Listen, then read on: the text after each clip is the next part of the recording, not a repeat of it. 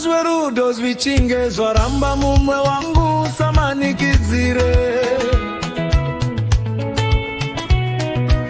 Vamwe kumagumo vanozochema, vamwe vacho kumakuva. Unotambudzikira munhu ari kupedza poto yesadza kumba kwake, iwe uchizviuraya nenzara. Moyo iwe dzija kusaperera pausingadiwe nerimwe zuva, uchachuja ropa wavaiwa. Dziriko mondi dzemoto, ariko madusura erudo, chenjerera kuzoyeuka bako wavaiwa.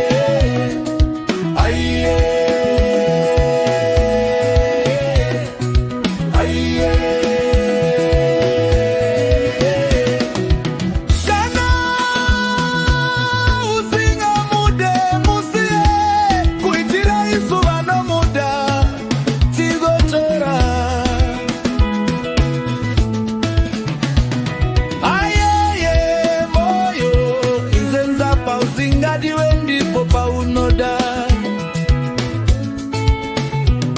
chidzisa moyo wako, kuda paunodiwa utaona kuti uchagara nemufa.